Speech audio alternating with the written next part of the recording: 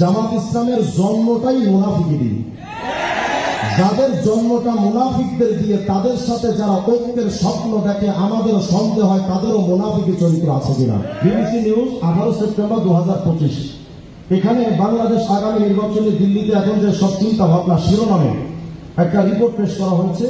এই রিপোর্টের মধ্যে ডক্টর তাহেরকে প্রশ্ন করা হয়েছে, বিবিসির এক সাংবাদিক প্রশ্ন, বিষয়টা এখানে তুলে ধরা হয়েছে। দেখেন তারা কতটুকু বাংলাদেশের শরিয়া কায়েম করতে চায়। এখানে লিখছে এই পত্রিকায়, সম্প্রতি ঢাকা সফরে জামাত ইসলামের নায়েবে আমির সৈয়দ আব্দুল্লাহ মোহাম্মদ তাহেরের সঙ্গে বৈঠকের সূত্র ধরে তিনি বলছিলেন, আমি ডক্টর তাহেরকে জিজ্ঞেস করেছিলাম, ধরুন আপনারা সরকার গড়ার মতো সংখ্যা পেয়ে গেলেন, তাহলে কি দেশে শরিয়া আইন আনতে চাইবেন? উনি তখন বললেন, এটা আবার কোথায় শুনলেন? আমরা কবে কোথায় বলেছি জিতলে আমরা বাংলাদেশের শরিয়া আইন কায়েম করব?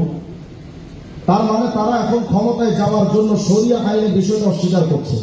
তারা তাদের লোগোর ভেতর থেকে আল্লাহ নাম আকিমুদ্দিনটা উঠায় দিয়েছে।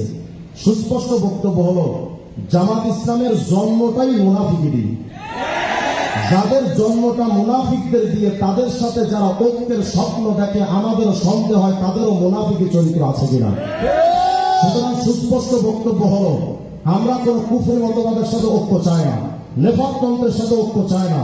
যারা ওলামায়ে দেওবন্দ দাবি করে ওলামায়ে দেওবন্দের দুশমনের সাথে যারা আঘাত করতে চায়, যারা সরকার পতনের পর ওলামায়ে কেরাম দেওবন্দকে যারা ঘাড় ধাক্কা দিয়ে মসজিদ থেকে বের করে দিতে চেয়েছে, যারা সাহাবায়ে কেরামের সমালোচনা করে অভিশপ্ত হয়েছে, নবীদেরকে যারা ভুল করতে কুণ্ঠাবোধ করেনি। আরেকটা রিপোর্ট আপনাদেরকে ছোট্ট করে শেষ করে দেব। আল্লাহ তাআলা আমাদের সবাইকে কথাগুলোর প্রতি বুঝান এবং বিশেষ করে সমস্ত ফেরাকে বাতিলের ব্যাপারে আমাদের সতর্ক থাকা।